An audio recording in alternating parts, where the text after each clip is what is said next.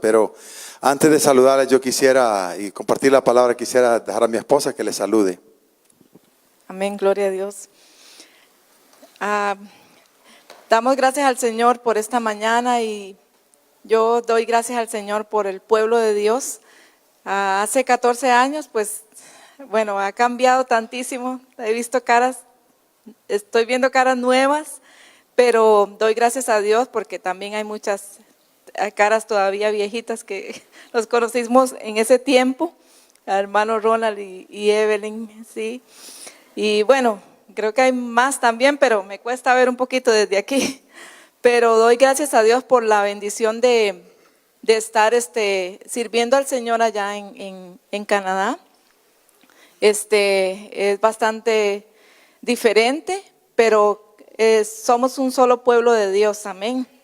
Y yo creo que el Señor tiene grandes cosas para todos nosotros y la palabra que Dios trae en esta mañana para nosotros va a ser de muchísima bendición.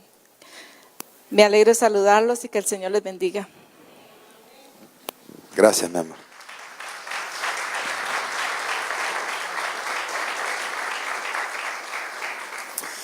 Bueno, muy bien. Como pues mi esposa comparte, nosotros cuando estamos aquí nos sentimos como en nuestra casa, porque de aquí salimos. Nosotros salimos hace aproximadamente unos 14 años para servir como pastores en Canadá, en una provincia que se llama Alberta. La ciudad donde vivimos se llama, bueno, sería Venado Rojo, Red Deer, Venado Rojo. Ese es el nombre. La mayoría de nombres de las ciudades allá donde vivimos son nombres nativos. Estuvimos sirviendo por alrededor de 8 años en una iglesia primero en otra ciudad, en una ciudad que se llama Medicine Hat. Traducido al español sería ¿cómo es? El sombrero de la medicina. Algo así es el nombre. Es nativo también el nombre. Y luego nos movimos hace ya van a ser 6 años, a esta nueva congregación, Iglesia Hispana Fuente de Vida, en Red Deer. Y pues desde allá también reciban saludos de nuestros hermanos y de los hermanos en Cristo que viven en aquella ciudad. Ahí también hay un pueblo de Dios que ama al Señor. Y bueno, gracias al Señor por el tiempo que nos ha permitido servir. Hemos visto crecer nuestra familia en aquel contexto y pues cuando salimos de aquí, le decía a mi esposa, éramos 5, nuestros 3 hijos y mi esposa y yo. Y hoy somos 10, ¿verdad? Ya estamos incluyendo los nietos, estamos incluyendo los yernos, la nuera también, tenemos una nuera. Y vienen 2 nietos ahora en enero, febrero, estamos esperando más familia. Así es que, pues estamos contentos por eso y pues también agradecer por escucharnos esta mañana o esta tarde más bien ya casi y dar gracias al pastor Ricardo por la oportunidad que nos da de poder servir en esta congregación. Yo bendigo su vida y pues claro, es un hombre de Dios que ama al Señor y también pues nos sentimos bendecidos bajo su ministerio, ¿verdad? Entonces, y así mismo saludar, todavía hay algunas caras que yo me acuerdo, conozco, ¿verdad? Algunos hermanos que compartimos en aquel tiempo. Ahora en la mañana estaba hablando con una hermana, me dice tiene 23 años de estar aquí y estuvimos hablando un ratito en el servicio de la mañana. Así es que, como digo, pues no me siento como un extraño aquí, me siento en mi casa, ¿verdad? Y pues eso es una bendición de por sí estar acá. Y bueno, esperamos también que ustedes se acuerden de orar por nosotros, por el pueblo que está allá, en aquellas frías tierras, ¿verdad?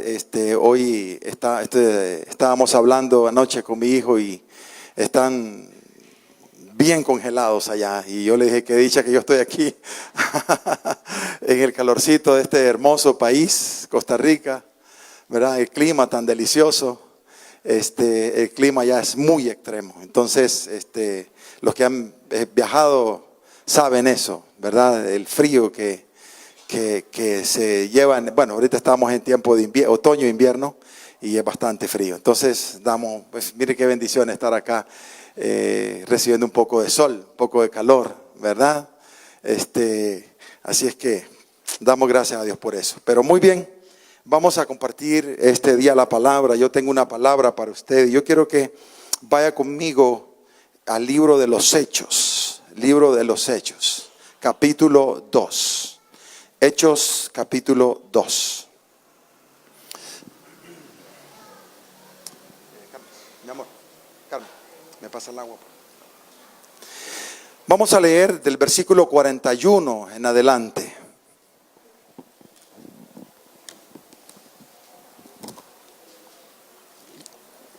También quiero aprovechar de las personas que nos están conectadas al Facebook Live.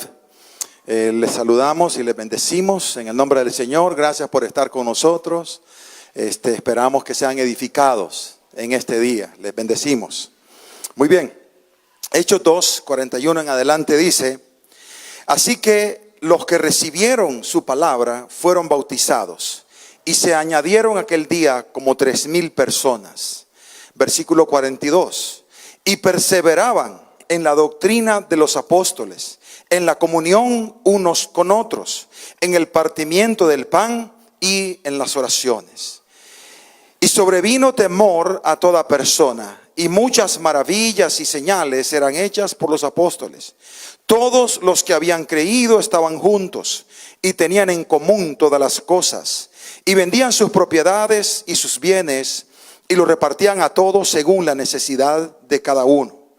Y perseverando unánimes cada día en el templo y partiendo el pan en las casas, comían juntos con alegría y sencillez de corazón, alabando a Dios y teniendo favor con todo el pueblo.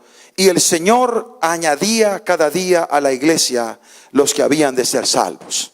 Vamos a orar. Cierre sus ojos ahí y diga: Señor, yo quiero que tu palabra me hable. Yo sé que usted viene con la necesidad de una palabra que le hable a su vida, y yo le he pedido al Señor que me dé esa palabra. Padre, en el nombre de Jesús, te damos gracias, Dios, por esta hermosa congregación, por este hermoso país donde ha levantado un pueblo que te sigue y que te sirve. Hoy, Señor, tenemos el privilegio, la oportunidad de poder compartir con tu pueblo la palabra. Te pido, Dios, que me dé sabiduría y que la palabra que hoy vamos a compartir sea como esa semilla sembrada en cada corazón que produce el fruto por el cual tú la has enviado. Señor, yo te doy gracias, les bendigo. Y declaro, Dios, que este es el tiempo tuyo, el tiempo para que nosotros seamos levantados y renovados por medio de tu Espíritu Santo. Gracias, Dios, por este día. Nosotros declaramos que eres un Dios fiel. Bendecimos esta congregación. Bendigo a cada persona, cada familia que hoy está aquí con nosotros, y a aquellos que están también a través del Facebook. Señor, gracias te damos en el nombre de Jesús. Amén y amén. Muy bien. Yo quisiera hablar hoy de algunas características que debe tener una iglesia saludable. Llámelo una familia saludable también. Podemos llamarlo un creyente saludable espiritualmente. Entonces de eso quiero hablar, porque cuando uno revisa la historia y volvemos a los principios de la iglesia, nos damos cuenta que la iglesia en los principios estableció algunos principios, algunas características, o más bien podríamos decir principios, que hicieron de esta iglesia una iglesia poderosa, una iglesia de éxito, en el sentido que tuvo un gran impacto en su tiempo. Transformó el Imperio Romano, transformó el mundo entero. Hoy entendemos que la iglesia enfrenta tremendos desafíos, y me da un poco de nostalgia en mi corazón al saber que de alguna manera la iglesia ha venido abandonando estos principios que esta iglesia utilizó para ser una iglesia de poder, para ser creyentes de impacto, para ser creyentes que transformaron, volvieron loco, si se puede decir de esa manera, el imperio, lo revolucionaron. Y es porque ellos establecieron ciertos principios de vida, de forma de vivir, de vida de iglesia. Ellos adoptaron algunas cosas que son indispensables y que nosotros como iglesia hoy necesitamos. Y que como digo, de alguna manera las hemos perdido. Y por eso yo quiero mencionarlas. Posiblemente usted ha escuchado predicar de este pasaje muchas veces. Posiblemente ha predicado de ese pasaje. Pero yo quiero hoy resaltar eso. Y quiero que usted lo lleve en su corazón. Porque esto va a cambiar su vida. Va a cambiar la iglesia si nosotros volvemos ahí. Yo creo que es necesario que la iglesia no abandone esas sendas antiguas, esos principios de la palabra que la han hecho una iglesia de poder. ¿Sabe que la iglesia hoy tiene programas? La iglesia hoy tiene tecnología. La iglesia hoy tiene comunicación. La iglesia tiene muchos más recursos que esta iglesia. Muchas más cosas que esta iglesia.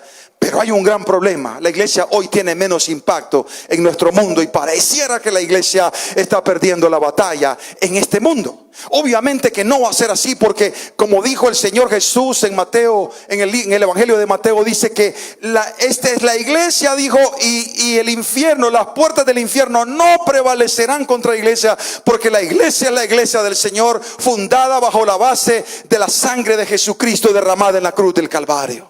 Aleluya. Entonces, pero parece que muchos creyentes estamos allí en ese aletargamiento, en ese adormecimiento que no debiera ser, y que debemos adoptar nosotros estos principios. Y yo quisiera ir repasándolos de acuerdo al pasaje que hoy estamos leyendo. Si usted lee, por ejemplo, en el versículo 41 y 42, mire lo que dice. Ahí hay un primer principio.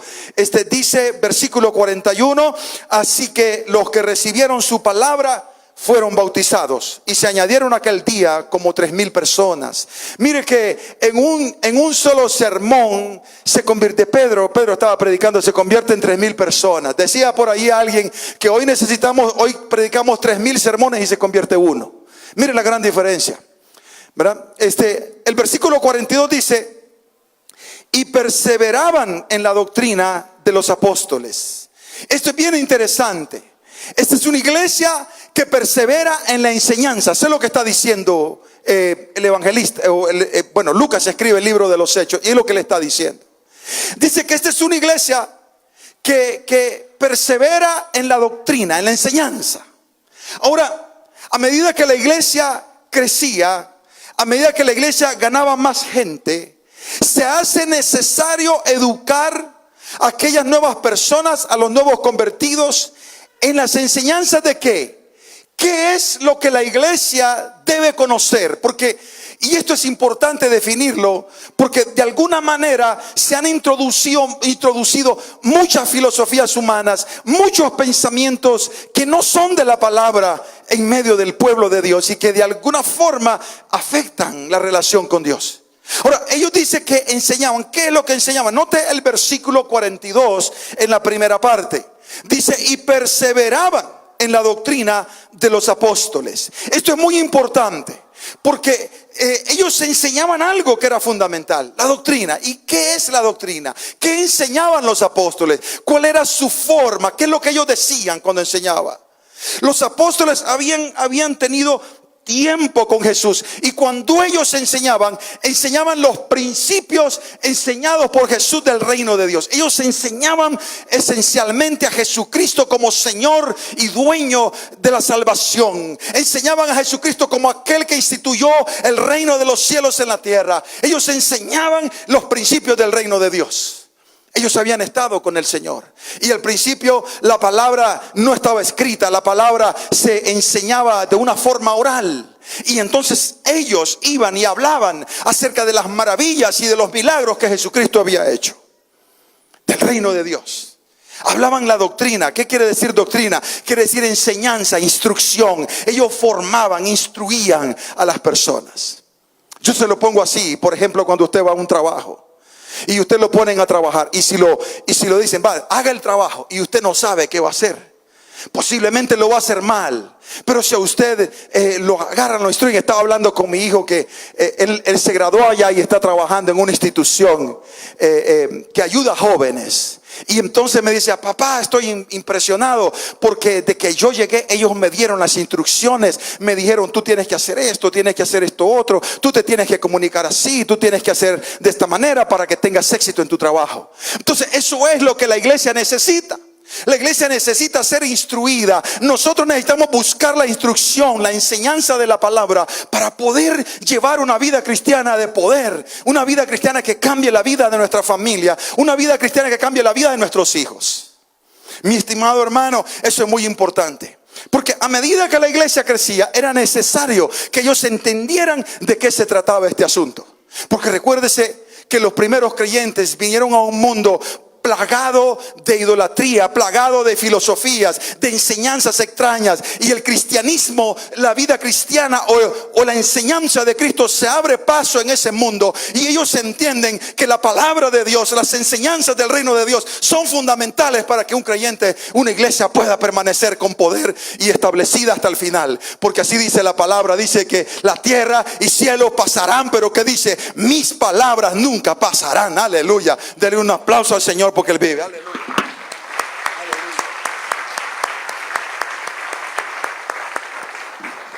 Ellos dedicaban tiempo y prestaban atención a lo que los apóstoles enseñaban. Yo pregunto hoy, mire, tenemos un mundo de mucha tecnología. Tenemos las Biblias en los iPhones o en los teléfonos de cualquier marca que sea. Tenemos las Biblias en las tablets, tenemos las Biblias en las computadoras, tenemos las Biblias por todos lados. Pero yo pregunto hoy, ¿cuánto tiempo nosotros dedicamos a la instrucción y al estudio de la palabra? Es que eso es fundamental, mi amado hermano. Porque hoy hay muchas cosas que nos roban el tiempo. Y no estoy en contra de algunas de estas cosas. Por ejemplo, las redes sociales nosotros las usamos para predicar. Ustedes las están usando para que la palabra salga. Pero de alguna manera hay una serie de cosas que nos impiden poder dedicar tiempo a lo fundamental, a lo que nos va a sostener y a lo que va a ayudar a nuestra familia, a nuestra generación a seguir adelante. Mi estimado hermano, ellos dedicaban tiempo a preguntar. Por ejemplo, dice en el libro de los Hechos que la iglesia de Berea, esa iglesia que estaba allí, dice que ellos escudriñaban las escrituras para ver si estas cosas que se enseñaban eran de esa manera. Mire qué creyentes más comprometidos. Ellos decían: yo tengo que escudriñar la Biblia para ver si eso que se dice es cierto, si la Biblia lo afirma. Eso es muy importante. Mire que a veces los creyentes abandonamos la enseñanza y creemos cualquier cosa que se nos dice y no lo comparamos como lo de Berea con la palabra del Señor. Y me asusta, hermanos, que estamos en un tiempo donde los valores de la familia, donde los valores del matrimonio, donde los valores de nuestra sociedad son cambiados por maneras de pensar antibíblicas. Y entonces es allí donde se hace necesario que nosotros conozcamos la palabra. Mire qué interesante eso. Nosotros como creyentes tenemos nuestra doctrina, nuestra enseñanza. ¿Y dónde se fundamenta nuestra enseñanza? ¿Dónde se fundamenta lo que yo creo? ¿Dónde se fundamenta los principios por los cuales yo vivo? Se fundamentan en la palabra de Dios. Aleluya. Allí están. Se han escrito muchos libros acerca de la Biblia y de temas que ciertamente pueden ser buenos y muy motivacionales, pero esos no pueden suplantar la palabra de Dios. Eso no pueden suplantar la búsqueda de la doctrina, de la enseñanza de su palabra. Mire, mi estimado hermano, y como lo he dicho, la Biblia, la palabra de Dios es nuestra regla de fe. En ella Dios se nos ha revelado. Nos ha revelado las verdades divinas y esas verdades son las que creemos. La palabra de Dios es nuestra regla de conducta. La palabra de Dios me enseña cómo voy a vivir en el matrimonio, cómo voy a manejar mis negocios, cómo voy a manejar mis relaciones, cómo voy a tratar a mis hijos, cómo voy a desarrollarme en la iglesia, cómo voy a relacionarme con Dios. La palabra de Dios contiene esas enseñanzas que nos pueden llevar a la vida eterna, que nos pueden ayudar a enfocarnos en el camino. Y hablaba en la mañana que muchos creyentes son movidos por cualquier viento de doctrina. Cualquier problema, cualquier circunstancia las mueve. Fíjese que, mire qué tremendo.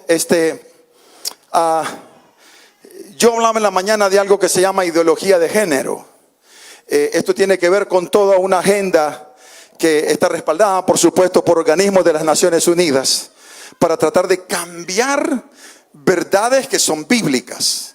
Por ejemplo, respecto al matrimonio del mismo sexo, posiblemente aquí ya lo van a aprobar. Y los creyentes en la iglesia nos quedamos pensando qué hacemos, ¿verdad? Y con esto yo aclaro, la iglesia no tiene nada en contra de personas que tengan prácticas sexuales diferentes, de ninguna manera. Nosotros amamos a todas las personas y la iglesia ama a todo tipo de persona, independientemente de donde venga. Lo que sí no aceptamos son prácticas y pecados que no están bien. O sea que Dios nos ama a nosotros. Dios me aceptó a mí siendo un pecador, siendo una persona terrible que negaba a Dios. Y en su amor Dios me alcanzó y transformó mi vida. Y eso está bien. Eso está bien porque Dios tiene el poder para cambiar las vidas. Cristo tiene el poder para cambiar las vidas. Amén. Dígale que está al lado suyo: Cristo tiene el poder para cambiarte. Afírmeselo, dígaselo. Y fíjese, mi estimado hermano, que a mí me asusta porque esta forma de pensamiento dice de que yo lo digo en mis palabras. Hay mucho más que definir, hay más palabras técnicas que hablar de eso, pero yo lo digo de forma sencilla. La ideología de género dice: yo decido qué sexo soy. Mi pregunta es: ¿quién decide qué sexo es usted? Y yo preguntaba a los hermanos, cuando la mujer está embarazada, ¿cuál es la pregunta que hacemos? ¿Cuál es la pregunta? ¿Cuál es el sexo? Entonces, cuando a usted le preguntan, y tal vez ya se hizo el ultrasonido, si no se lo ha hecho, usted dice: pues no sé, puede ser hombre, puede ser mujer. Pero el que ahora existe la tecnología y usted puede darse cuenta desde que está en el vientre el bebé de qué sexo es. Y usted no se queda pensando y dice: bueno, a lo mejor será hombre, a lo mejor será mujer. No, usted dice: ¿es hombre o es mujer? Porque biológicamente Dios no formó así. Ahora, ellos hablan de la sexualidad psicológica y social y hacen una serie de cuestionamientos a eso. Pero lo cierto es que Dios estableció de manera correcta cómo seríamos nosotros. Cuando Dios nos formó hombre o nos formó mujer. Aunque tenemos los mismos derechos, tenemos delante de Dios y tenemos los mismos privilegios delante de Dios y en la sociedad, somos totalmente diferentes, hombres y mujeres. Una mujer no puede vivir en un cuerpo de hombre. Es bien difícil hacerlo. Ahora, cuando hablamos de estos temas, son escabrosos, son difíciles. Yo me acuerdo que en aquellos años hablaba de esto y no había ningún problema. Ahora hay problemas con eso. Ahora hay problemas. Nosotros tenemos problemas cuando hablamos de esto. Nosotros allá mismo estamos luchando con estas cosas. Canadá es uno de los países casi que hace años legalizó el matrimonio del mismo sexo. Y como digo, no estoy condenando a personas de esa manera. Yo quiero que usted me entienda. Yo lo que quiero es decirle lo que enseña la palabra y qué es lo que Dios quiere de la familia. Y entonces, mi estimado hermano, cuando usted llena documentos legales, nosotros estamos constantemente llenando documentos migratorios y ese tipo de documentos. Y cuando usted llega ahí, le pregunta si usted está casado con un hombre o con una mujer o con alguien del mismo sexo. Ya se reconoce de manera oficial. Ustedes lo van a tener también aquí en Costa Rica, va a verlo pronto, en unos meses, ¿verdad? Entonces todo esto que estamos viviendo nos enseña que hay toda una dinámica, hay toda una serie de doctrinas, se puede decir, de filosofía, de ideologías que están introduciéndose en la familia y que están transformando de una manera antibíblica nuestra familia. Y por eso esta gente que usa esta agenda y este tipo de ideologías, por ejemplo, usa los medios de comunicación. Los medios de comunicación son sumamente poderosos. Los medios de comunicación pueden cambiar opiniones. Ustedes se acuerdan el gran problema y el gran conflicto que hay en Estados Unidos, porque a través de las redes sociales un presidente se cree que ganó la presidencia en Estados Unidos, influyó en las personas. Entonces usted se puede dar cuenta del alcance que eso tiene. Entonces hay medios de comunicación poderosos. Alguien decía que de los medios de comunicación hay 3 o 4 a nivel mundial que son los que manejan toda la información mundial y que deciden qué se enseña y qué no se enseña. enseñe qué se presenta y qué no se presenta. Entonces, por ejemplo, si un artista quiere ser reconocido mundialmente, necesita ir a uno de esos medios de comunicación, 3 de ellos, para poder ser reconocido mundialmente y ser promocionado a nivel mundial. Y estos usan a través de la televisión, a través de TV shows, a través de diferentes cosas, van introduciendo esta manera de pensamiento, de manera que ya no se vuelve extraño y que lo vamos aceptando. La otra forma, y es lo que a mí me preocupa más que ninguna otra cosa, es que efectivamente desde la escuela, mire hermano, desde la pre-kinder, el kinder, se le está enseñando a los hijos este tipo de pensamiento. Hay programas en la educación que llevan a los niños a aprender esto y a verlo como algo tan normal. Y esto es antibíblico. Ahora, mire hermano, lo que más me preocupa es esto, es que nosotros necesitamos volver a ese principio que dice: instruye al niño en su camino y cuando fuere viejo no se apartará de él. Aleluya. Parece que esto lo han entendido, ese principio bíblico, y lo han hecho al revés. Instruye a los niños en ese camino, en esa ideología, y cuando ellos sean viejos la van a practicar. Entonces, ¿qué es lo que quiero decir con esto? Que a mí me duele y me preocupa que hay una próxima generación después de nosotros que vendrá con esta forma de pensamiento, porque desde ya se está adoctrinando y se está enseñando desde las escuelas. Y si no, ustedes miren los desfiles que se hacen en las ciudades, ¿verdad? Grandes políticos y gente de influencia también respaldando este tipo de cosas. Y ahí es donde la iglesia, ¿qué hace? ¿Qué hacemos nosotros? Es allí entonces donde es necesario que nosotros trabajemos en la familia, que trabajemos en el hogar. Padres que tienen, bueno, yo ya tengo mis hijos adultos, ya no puedo hacer mucho con ellos, ya son independientes. Tengo mi hija mayor casada, mi hijo el que sigue casado ya con hijos, y el menor que tengo ya es un adulto independiente también que está en la universidad. Ya no puedo hacer nada, pero sí tengo nietos.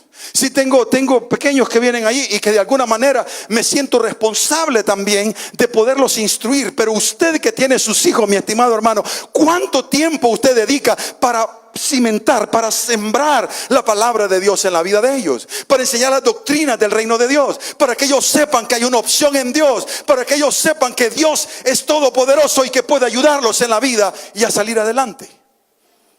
¿Cuánto lo dedicamos nosotros? Y mire, aquí hay un video que quiero que vea. Es un poquito largo, ojalá que el tiempo nos ayude, porque ya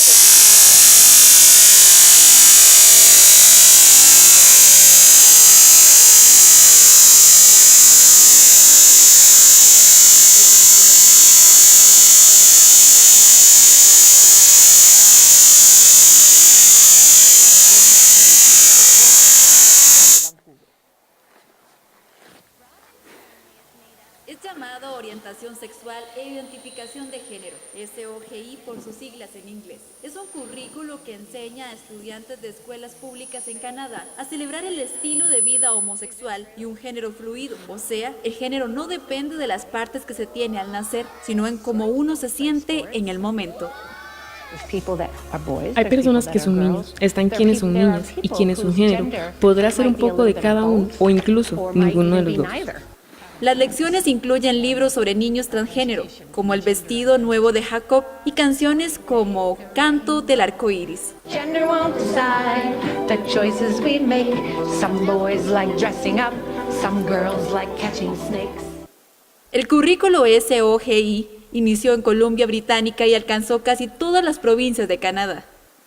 Solo pensé, ¿quién decidió que está bien enseñarle esto a nuestros hijos? La autora y motivadora Laura Lynn Tyler Thompson es la voz principal que se opone a este currículo. Y vemos resultados de eso ahora, porque algunos niños reaccionan muy emocionalmente y dicen, tenemos temor. Debo luchar de repente con sentirme como un género diferente dentro de mi cuerpo. Carrie Simpson de Culture Ward, otra opositora principal, dice que el currículo no es más que abuso infantil. Todas esas bellas cualidades que hacen hermosas a las niñas y mujeres están siendo básicamente denigradas. Lo que hace que nuestros niños sean niños es quitado de ellos. Equipar a los hombres jóvenes para que sean fuertes, protectores, es algo que ahora es malvado. Pero Morgan Ogre, un transexual y activista, dice que es sobre aceptación, no adoctrinamiento. La idea es enseñarle a los niños que hay niños gays y trans.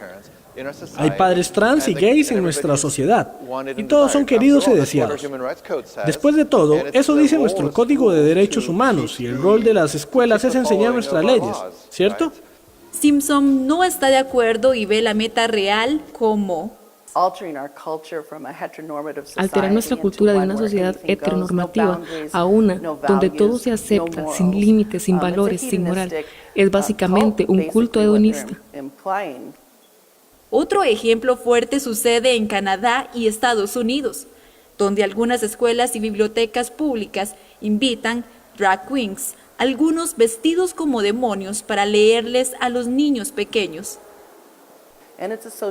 Es una agenda social de desconstrucción. Usan niños de 5 años para lograrlo y luego los crían para ser guerreros de justicia radical. Al hablar de derechos parentales, Olger dice: En realidad, en Canadá los derechos de los padres son limitados y los derechos de los niños se ponen por delante, por lo que el niño tiene derecho a estar protegido de los padres cuando los padres se comportan mal.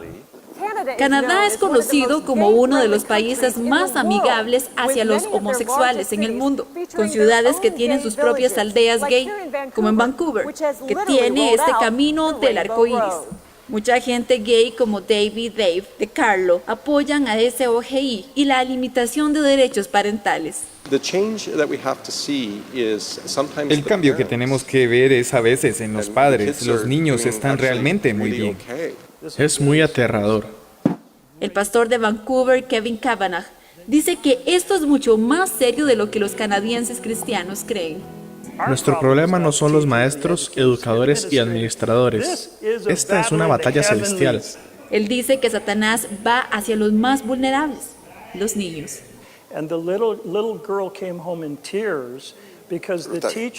Y la niña llega a casa en llanto, porque la maestra le dijo que estaba jugando con algunos juguetes que se consideran masculinos, y que seguramente era un niño en un cuerpo de niña. La madre fue a la escuela al día siguiente. Entonces, a eso es lo que me estoy refiriendo. Tolerancia, me estoy refiriendo a que nosotros, nuestra familia, se encuentra en un inminente peligro, pero que Dios nos ha dado su palabra para poderlos formar, para poderlos enseñar. Muchas veces nosotros descuidamos estas cosas porque estamos ocupados en muchas otras. Estamos perdiendo el tiempo en otras cosas. Tal vez algunas sean buenas, no es pérdida de tiempo. Yo puedo decir, es que yo tengo que trabajar mucho, es que yo tengo muchas ocupaciones. En Canadá nosotros, y para citarle un ejemplo, el año pasado la organización nuestra desarrolló un programa que se llama Escuela Bíblica de Vacaciones, se llama. Nosotros reunimos jóvenes de las diferentes iglesias de nuestra organización. Somos alrededor de más de casi 17 iglesias. Y reunimos jóvenes de esas iglesias para que ellos sean instruidos y vayan a enseñar a los niños la palabra de Dios. Entonces ellos reciben un pago por eso, y el gobierno canadiense da un financiamiento para ese tipo de actividades. Siempre el gobierno ha dado eso. Cuando hay organizaciones sin fines de lucro, como las nuestras, así lo llaman ellos, organizaciones sin fines de lucro, o sea, iglesias, entonces ellos tienen un fondo que uno puede aplicar y decir, yo quiero hacer un programa de la iglesia, y ellos te dan un fondo para eso. Entonces nosotros estamos usando el fondo para llevar a los jóvenes que enseñen la palabra de Dios a los niños, y van por las diferentes iglesias viajando a través de todo el verano, tal vez 2-3 meses de verano que hay allá, y ellos van enseñando en las iglesias. Y este año nosotros aplicamos porque el fondo parte viene de lo que el gobierno tiene destinado para ese tipo de programas, y otro viene de nosotros las iglesias. Entonces entre los dos reunimos los recursos, porque solos es difícil. Y este año nosotros volvimos a aplicar, los encargados para estos. Yo soy miembro del board que trabaja con todas las iglesias, y estábamos hablando precisamente de eso, de retomar el programa, porque fue un éxito. Nosotros lo tuvimos en la iglesia, y es hermoso ver a los niños aprendiendo la palabra de Dios de una forma creativa. Y cuando aplicamos dijeron, ahora las cosas han cambiado. Ustedes quieren hacer ese programa, ustedes tienen que aceptar, hacer un clic en la aplicación. Hay un cuadrito que dice, ustedes nada más le ponen que sí. Ese cuadrito dice, yo estoy de acuerdo con esa forma de pensar, estoy de acuerdo con el aborto, estamos de acuerdo con que si alguien quiere venir, que sea de otra orientación o de otro tipo de forma de pensamiento, ustedes deben aceptarlo. Ustedes no se pueden enfocar solo en lo de ustedes. Y entonces nos ponen en una situación incómoda, ¿verdad? Porque o aceptamos el dinero o no hay nada. ¿Verdad? O aceptamos eso o no hay nada. Y nosotros tuvimos que cancelar el programa de escuela dominical porque el gobierno dijo, no, si no, nosotros no lo vamos a firmar. Ustedes no lo firman, no tienen el dinero. Y así estamos luchando. Hay iglesias, escuelas cristianas que están luchando con esto. Escuelas que se han cerrado porque les dicen, mire, eso que está allí es ofensivo, tienen que quitarlo. Esas palabras, pues, palabras de la Biblia, lo que fuera, eso es ofensivo, quítelo. Y si no lo quita, le cerramos la escuela. Tuvimos una escuela cerrada por eso, porque le pidieron que quitara una frase que era ofensiva para las personas. Era una frase bíblica. Y de esa manera encontramos que se va introduciendo, y ustedes posiblemente lo estarán viviendo aquí. Está empezando tal vez en este sector del mundo, pero ustedes lo estarán viviendo. Y es allí donde se hace necesario que tengamos creyentes maduros, cimentados en la palabra, que amen y que vivan la palabra de Dios. No creyentes emocionales, porque hoy tenemos muchos creyentes basados en emociones. Y entonces, si me gusta, bien, si no me gusta, no. Nosotros necesitamos gente como esta al principio, que tenían una convicción clara, un conocimiento claro de lo que ellos creían y practicaban y amaban. Y eso es lo que la iglesia necesita. No necesita más filosofía, no necesita más cosas, necesita un fuerte volverse a la palabra de Dios, amarla, buscarla, instruirse en ella y enseñarla en familia. Aleluya. ¿Cómo se hace necesario? Entonces, esta iglesia tenía esa característica. Y mire que la iglesia habla de eso. Efesios capítulo 4, versículo 11, dice que Él constituyó apóstoles, profetas, maestros. Y ahí dice el pasaje lo que el Señor ha hecho, con el fin de que el creyente, dice, sea madurado, pueda ser madurado en la palabra de Dios. Y yo creo que voy a leer este pasaje y con eso vamos a terminar, porque el tiempo se nos fue, ¿verdad? Efesios 4 dice, versículo 11 dice, y Él mismo constituyó a unos apóstoles, a otros profetas, a otros evangelistas, a otros pastores y maestros, a fin de perfeccionar a los santos para la obra del ministerio, para la edificación del cuerpo de Cristo, hasta que todos lleguemos a la unidad de la fe y del conocimiento del Hijo de Dios, a un varón perfecto, a la medida de la estatura de la plenitud de Cristo. Lo que dice la palabra es que Dios estableció la iglesia, estableció ministerios, estableció dones para que esas personas que están allí en la iglesia nos ayuden a crecer. Dice, a perfeccionar a los santos para la obra del ministerio. Aquí la palabra perfeccionar no tiene que ver con alguien que nunca se equivoca. Tiene que ver con gente que madura, con gente que conoce la palabra, con gente que tiene convicciones y que no se deja mover por emociones. A veces en la iglesia nos hemos vuelto muy emocionales. Yo me voy porque no me saludaron, yo me voy porque el pastor tal cosa, yo me voy por esto, y ponemos muchas y seguimos a personas y damos culto a personas y emocionalmente nos afectamos. Pero cuando hay una iglesia centrada en la palabra, un creyente centrado en la palabra, nada lo va a mover, y ese creyente se va a poder sostener aunque vengan vientos, aunque vengan tormentas. La palabra lo sostiene, y eso es lo que necesitamos, la palabra de Dios, como esta iglesia la necesitó. Dile que está al lado suyo, necesitamos la palabra de Dios. La palabra de Dios nos exhorta a crecer en el conocimiento. Y termino con una segunda cosa que esta iglesia tenía. Le voy a robar unos minutos más, pero esto no quiero que se vaya. Esta iglesia, mire lo que dice el versículo 42 en Hechos, capítulo 42, 2:42, perdón. Hechos 2:42, es lo último que quiero que pongamos ahí. Dice, y perseveraban en la doctrina de los apóstoles. ¿Y qué dice? ¿Cómo perseveraban también? En la comunión unos con otros, en el partimiento del pan y en las oraciones. Otra característica de una iglesia saludable es una iglesia que está unida. Escúcheme, amado hermano, es una iglesia que se apoya mutuamente. Es una iglesia donde se animan unos a otros.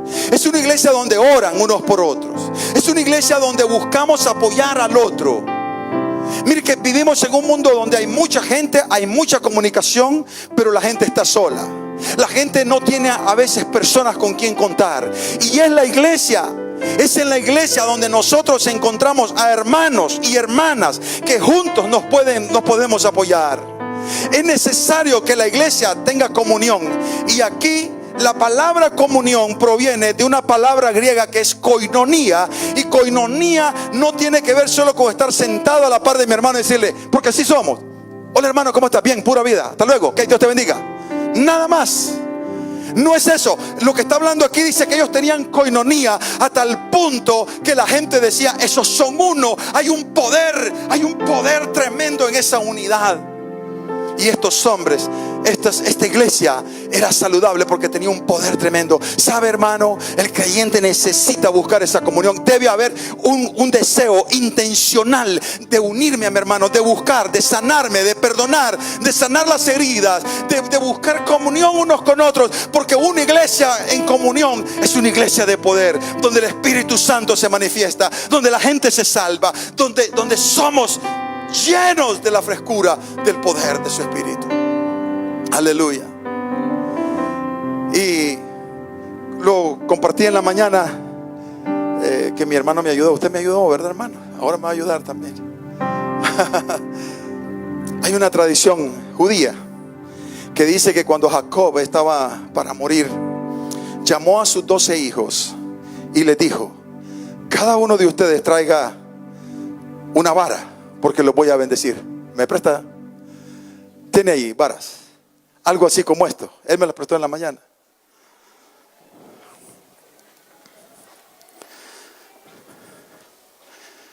Ahora sí me las pasó, ¿ves? Todas las varas, exacto. Es que en la mañana me pasaba una por una. Traigan una vara, dijo.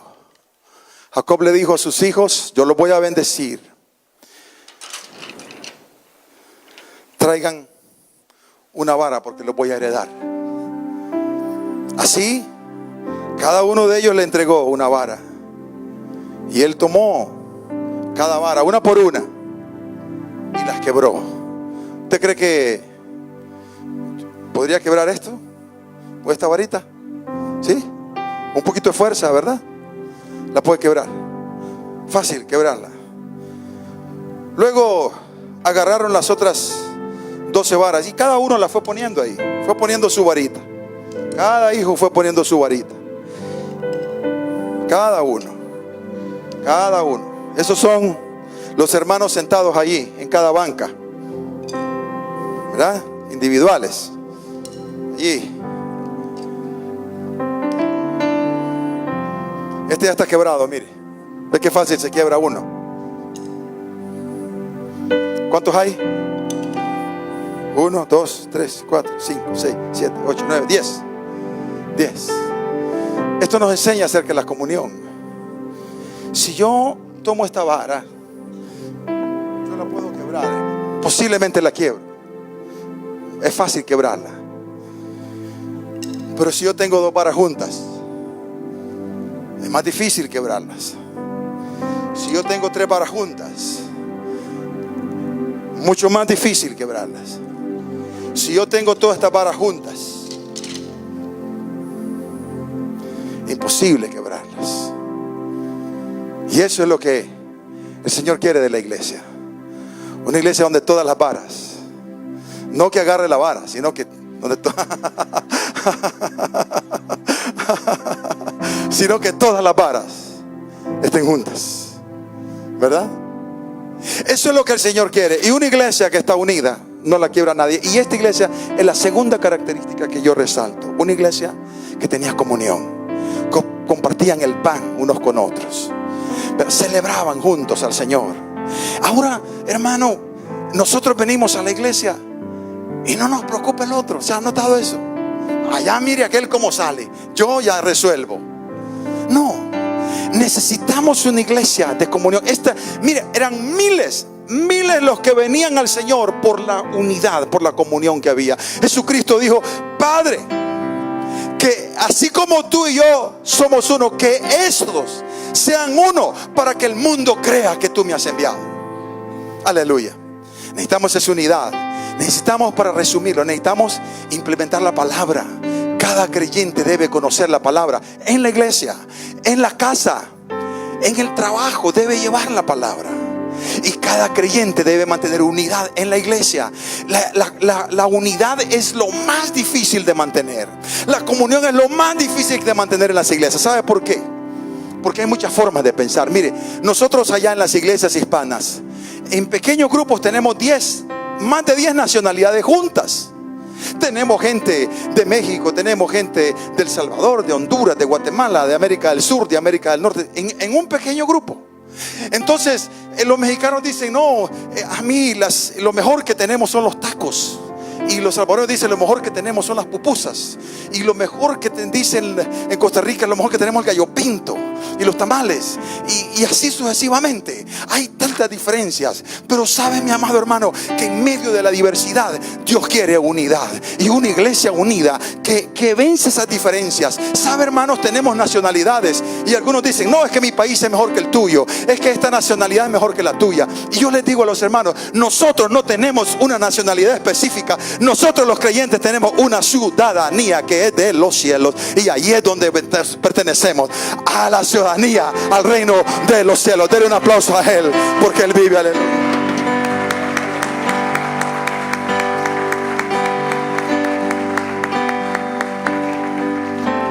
Aleluya. Vamos a orar, póngase de pie. Vamos a orar. Dos cosas le he enseñado hoy.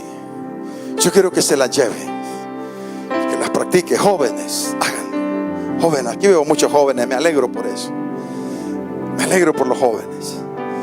Viera cómo nos ha costado a nosotros levantar el grupo de jóvenes allá. Y tenemos jóvenes en la iglesia. Ellos vienen el domingo al servicio, pero el servicio de jóvenes nos ha costado muchísimo. ¿Por qué? Porque el mundo ofrece muchas otras opciones. Porque en su casa también, muchos de ellos no han sido enseñados. Jóvenes, qué bueno que están aquí. Qué bueno que ver familias juntas buscando a Dios. Qué bueno, qué bueno. Qué bueno es que usted se lleve estas dos cosas. Uno, amor por la palabra, amor por la palabra, amor por la palabra. Que ellos sepan que usted la ama, la palabra. Cuando mi hija era una adolescente y se portaba mal, yo le decía: hija, mira, esto dice la palabra. Y mi hija me decía: ay, papi, usted solo la Biblia ya me tiene aburrida. Usted no para de hablar de la Biblia. Y le digo: pero hija, nosotros somos creyentes. ¿Qué es lo que te puedo decir? Aquí está el mejor consejo. Ella andaba en esas sus etapas de jóvenes, de querer conocer la libertad. Y me decía siempre: papi, ya va a sacar la Biblia, ya me va a decir la Biblia. Pero yo dije: esta es una opción y un privilegio que yo tengo como padre. No puedo renunciar aunque no le guste. Hoy mi hija es adulto, está casada, tiene una hija y ella sirve al Señor tiempo completo. Ella se dedica a predicar, a cantar y a servir a Dios de tiempo completo, porque sembramos esos principios en ella. Ella ama al Señor con todo su corazón. Y hoy es ella la que me dice: papi, acuérdese de la palabra. Es ella la que me dice: no olvide la palabra, papi.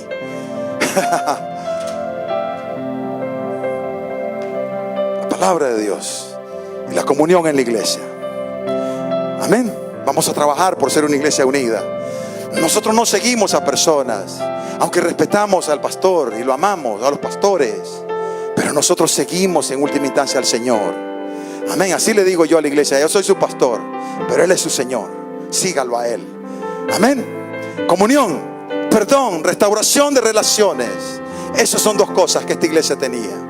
Vamos a orar. Padre, en el nombre de Jesús te damos gracias. Y si hay alguien que quiere abrir su corazón al Señor, alguien que tal vez se ha apartado de Cristo y quiere reconciliarse, alguien que tal vez o nunca ha tomado una decisión por Cristo y hoy se encuentra aquí, yo quiero orar primero por usted. Iglesia, cierre sus ojos. Vamos a orar primero por esas personas. Si hay personas aquí que no tienen a Cristo en su corazón, que no han tomado una decisión o que se han apartado y se quieren reconciliar, voy a orar por usted.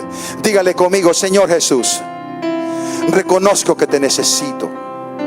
Reconozco, Señor, que yo he pecado contra ti y he hecho lo malo delante de tus ojos. Por eso hoy vengo delante de ti, Señor, pidiéndote que me perdones.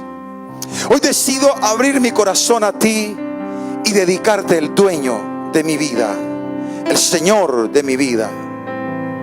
Hoy decido reconciliarme contigo y volver a tu redil y declararte el dueño de mi corazón. Hoy te doy el trono de mi corazón.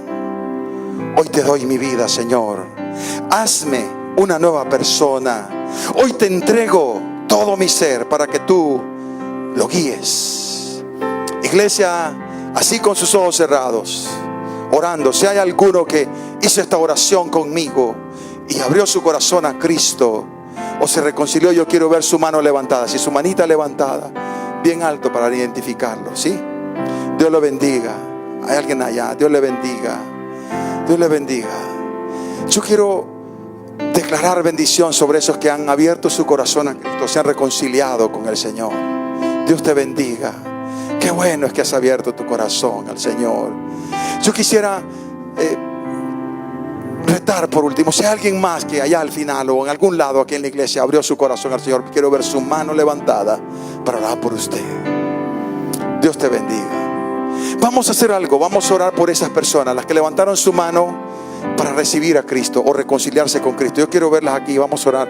Tal vez si los hermanos inclusive les ayudamos, vamos a orar por ustedes. Vamos a orar por ustedes. Venga aquí al frente, no tenga pena, solo quiero orar por ustedes. Si hay esas personas que abrieron su corazón a Cristo, vengan un momentito, vamos a orar por ustedes. Aleluya, mire qué rica bendición, qué rica bendición. Aleluya. Hay alguien más por ahí que levantó su mano y no ha pasado. Aleluya. Hoy es un día de esperanza para ustedes. Hoy es un día nuevo para aquellos que reciben al Señor. Hoy la vida viene a ustedes. Hoy el Señor viene a sus vidas. Amén. Vamos a orar por estas personas.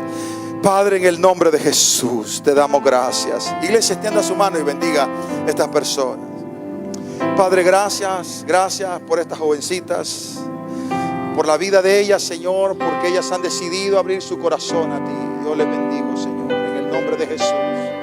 Padre, gracias por mi hermana, porque ella ha abierto su corazón a ti y te ha declarado el dueño y el Señor de tu vida. Señor, yo declaro el favor de Dios sobre ella. Padre, en el nombre de Jesús, gracias también por esta hermana. Yo la bendigo, Señor, en el nombre de Jesús, en el nombre de Jesús. Gracias, Señor, también por nuestra hermana. La bendigo, Dios, y declaro vida de Dios sobre de ella. Declaro una nueva esperanza, una nueva vida sobre de ella.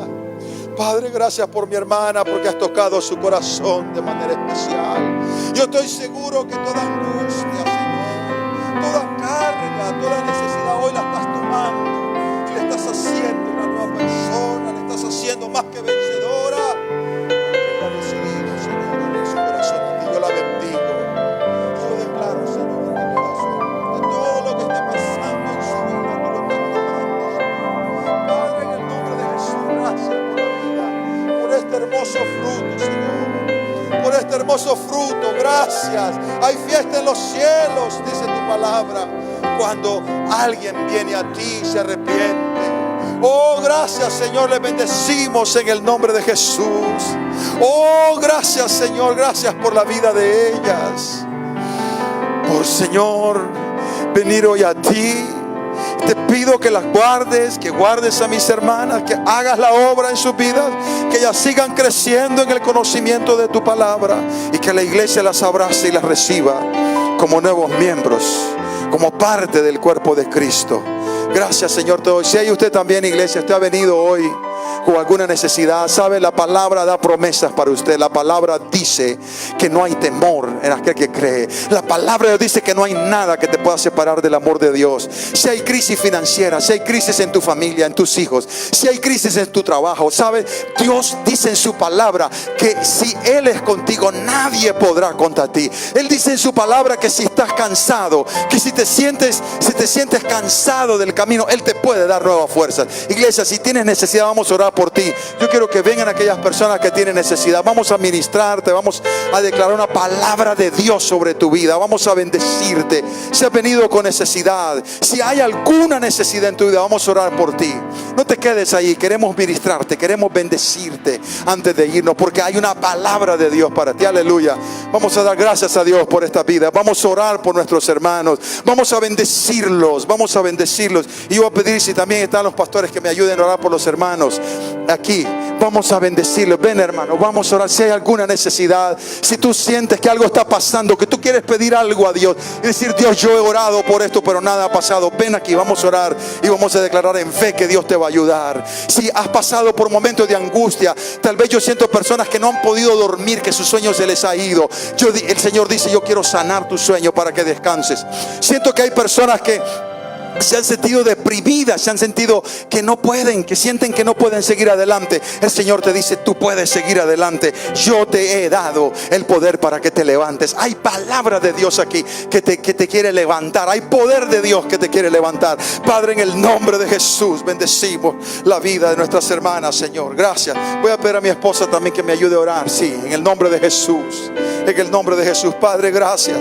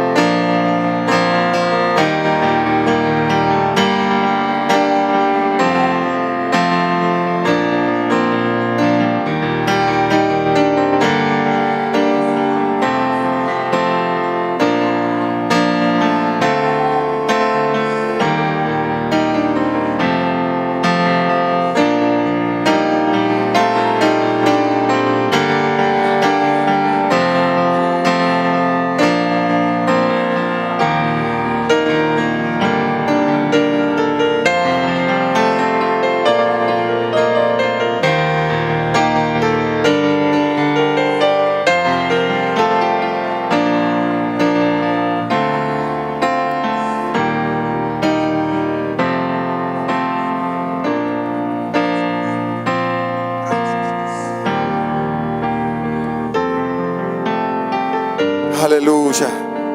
Gracias, Señor, gracias. Gracias, Señor, gracias. Gracias, Jesús.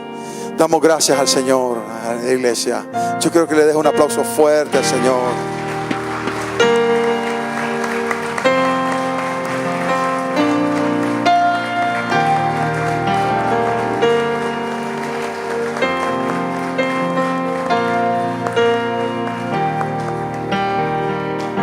Y como el pastor no está hoy aquí, yo voy a aprovechar de orar por usted para bendecirlo en el nombre del Señor.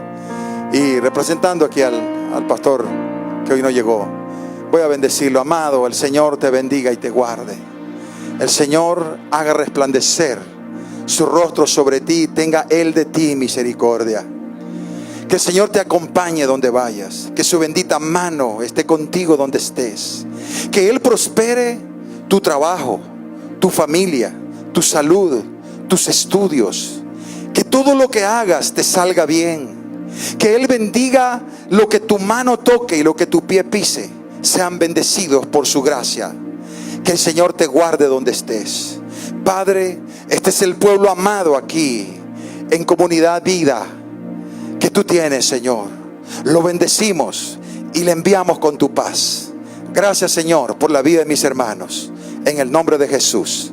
Amén y amén. Dios le bendiga. Salude a su hermano. Oh, aleluya, aleluya, aleluya.